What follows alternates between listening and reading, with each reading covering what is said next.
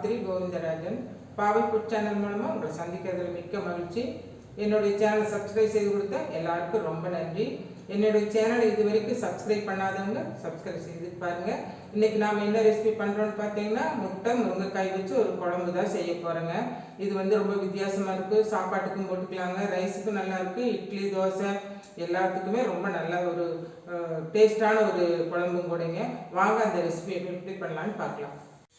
வாங்க இந்த ரெசிபி எப்படி பண்ணலான்னு பார்க்கலாங்க. அதுக்கு நாம் என்னென்ன இன்க்ரீடியன்ட்ஸ் சேர்த்துறோங்கிறது பார்க்கலாங்க. இதுக்கு முதல்ல தேவையானது பார்த்திங்கன்னா முருங்கைக்காய்ங்க. முருங்கைக்காய் ஒரு 2 முருங்கைக்காய் எடுத்துருக்குறேங்க. அப்புறம் பார்த்திங்கன்னா முட்டை. இதுக்கு முட்டை பார்த்திங்கன்னா 3 முட்டை பார்த்திங்கன்னா வேக வச்சு எடுத்து வச்சுருக்குறேன். அப்புறம் பார்த்திங்கன்னா நம்ம ஒரு மசாலா அரைக்கணுங்க.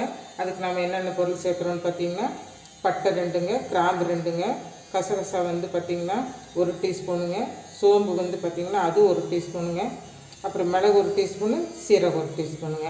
அப்புறம் இது கூட பார்த்திங்கன்னா நான் இஞ்சி பார்த்திங்கன்னா 1 இன்ச்சு கணத்துக்கு இஞ்சி எடுத்துங்க. அது பார்த்திங்கன்னா கட் பண்ணி வச்சுருக்கேன். அப்புறம் 4-5 பல் பூண்டு எடுத்து வச்சுருக்கிறேன். அப்புறம் பார்த்திங்கன்னா தக்காளி பழம் ஒரு 2 பழம், மீடியம் சைஸ் 2 பழம் எடுத்துருக்கேன். பெரிய பழமாக இருந்தால் நீங்கள் 1 பழம் எடுத்துக்கலாம். அப்புறம் வெங்காயம் பார்த்திங்கன்னா இதுக்கு வதக்கி அரைக்கிறதுக்கு சின்ன வெங்காயம் பார்த்திங்கன்னா 1 கப் எடுத்துருக்குறேங்க. இது ஒரு 150 கிராம் இருக்குங்க. அப்புறம் அது கூட அரைக்கிறதுக்கு தேங்காய் இந்த மாதிரி சில்லு ஒரு 3 சில்லு எடுத்து வச்சுருக்குறேங்க. அவ்வளோதாங்க. இப்போ இதெல்லாம் நம்ம வதக்கி அரைக்கணுங்க. வதக்கிறதுக்கு 2 டீஸ்பூன் எண்ணெய் சேர்த்துருக்குறேங்க. எண்ணெய் காஞ்சதும் பட்டை 2ங்க, கிராம்பு 2ங்க, அப்புறம் இதுலேயே சோம்பு சேர்த்துக்கலாங்க. மிளகு 1 ஸ்பூன் அதையும் சேர்த்துக்கலாங்க. சீரகம் இதையும் சேர்த்துக்கலாங்க. கசகசா இருந்தால் சேர்த்துக்கோங்க, இல்லைன்னா முந்திரி பருப்பு இருந்தால் ஒரு 4 பருப்பு சேர்த்துக்கோங்க.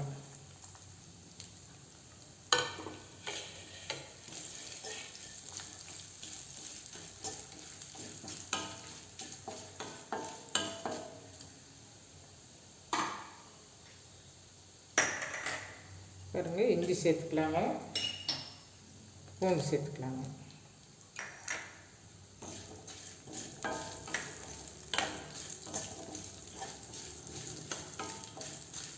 ஒரு நிமிஷம் வதக்கின பின்னாடிங்க வெங்காயம் பார்த்திங்கன்னா சின்ன வெங்காயம் சேர்த்துக்கலாங்க.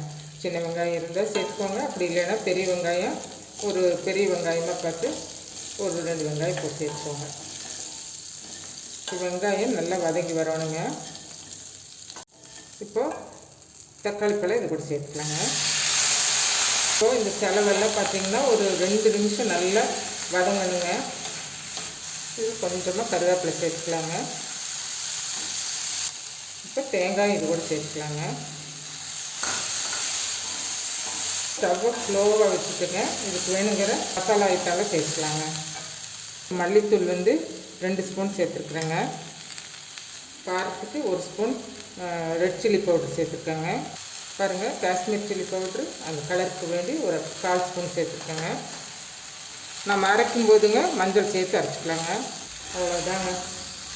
இப்போ ஸ்டவ் ஆஃப் பண்ணிவிட்டு இந்த மசாலாலாம் கொஞ்சம் ஆறட்டுங்க. ஆறின பின்னாடி நம்ம மிக்சியில் சேர்த்து நைஸாக அரைச்சிக்கலாங்க. மசாலா நம்ம வறுத்த மசாலாலாம் கொஞ்சம் ஆறட்டுங்க. அதுக்குள்ளே இந்த குழம்பு நம்ம தாளித்து விட்டுலாங்க. இந்த முருங்கைக்காயை அதில் வேக போட்டுக்கலாங்க. இதுக்கு 3 டேபிள் ஸ்பூன் எண்ணெய் சேர்த்துக்கலாங்க.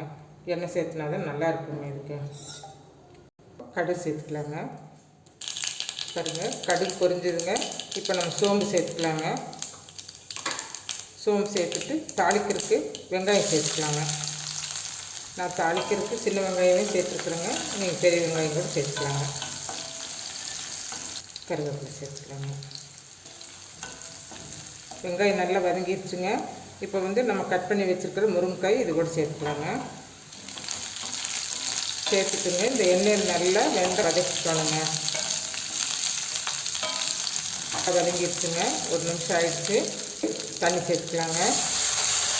இப்போது இந்த முருங்கைக்காய் வேகிறதுக்கு தண்ணி சேர்த்துருக்குறோங்க. இன்னும் கொஞ்சம் உப்பு பாருங்கள், கொஞ்சம் உப்பு சேர்த்து இது நல்லா வேகட்டுங்க. அதுக்குள்ளே நம்ம மசாலா அரைச்சிட்டு வந்துடலாங்க. இப்போ மூடி போட்டுங்க ஒரு 5 நிமிஷம் வேகட்டுங்க.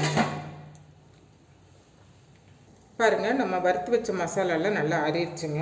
இப்போ இது கூட வந்து பார்த்திங்கன்னா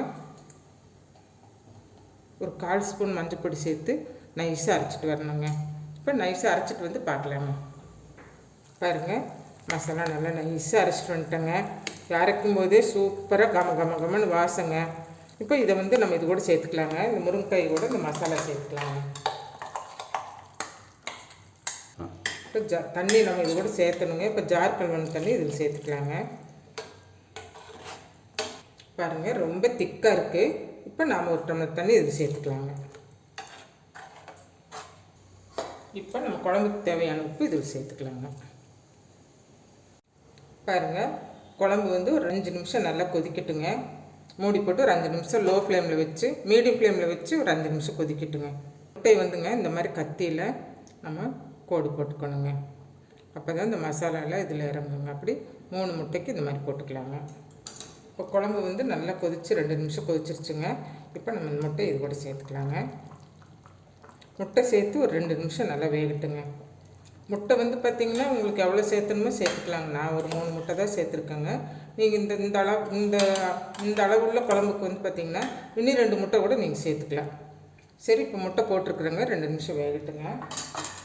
பாருங்கள், சூப்பராக முட்டை முருங்கைக்காய் குழம்பு சூப்பராக ரெடி ஆகிட்டு இருக்குதுங்க. இன்னும் ஒரு 2 நிமிஷம் இருக்கணுங்க. கொஞ்சம் லூஸாக இருக்குது, இன்னும் கொஞ்சம் கெட்டி ஆகணும். இன்னொரு 5 நிமிஷம் வேகட்டுங்க.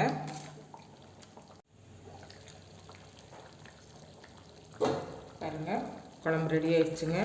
நல்லா எண்ணெய் பிரிஞ்சு வந்துடுச்சுங்க. இவ்வளோதாங்க, முருங்கைக்காய் முட்டை குழம்பு ரெடி ஆகிடுச்சுங்க. இப்போ இதில் வந்து பார்த்திங்கன்னா கொத்தமல்லி தழை தூவி இறக்கிடலாங்க.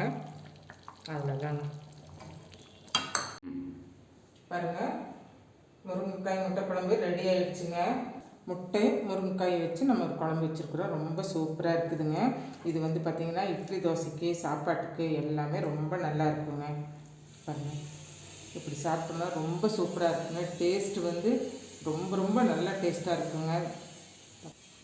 இந்த குழம்பு இது வரைக்கும் நீங்கள் செய்யலைன்னா இந்த குழம்பு இதே மாதிரி இதே அளவோடு செஞ்சு பாருங்கள். ரொம்ப சூப்பராக இருக்குங்க. சாப்பாட்டுக்கு தான் கிடையாதுங்க. நீங்கள் சப்பாத்தி இட்லி தோசை எது செஞ்சாலும் இந்த மாதிரி செஞ்சு சாப்பிட்டு பாருங்கள். ரொம்ப சூப்பராக இருக்கும். இந்த வீடியோ பிடிச்சிருந்ததுன்னா இந்த வீடியோக்கு லைக் பண்ணுங்கள், ஷேர் பண்ணுங்கள், கமெண்ட் பண்ணுங்கள், சப்ஸ்கிரைப் பண்ண மறந்துடாதீங்க. மீண்டும் ஒரு புதிய வீடியோவில் சந்திப்போம். நன்றி, வணக்கம்.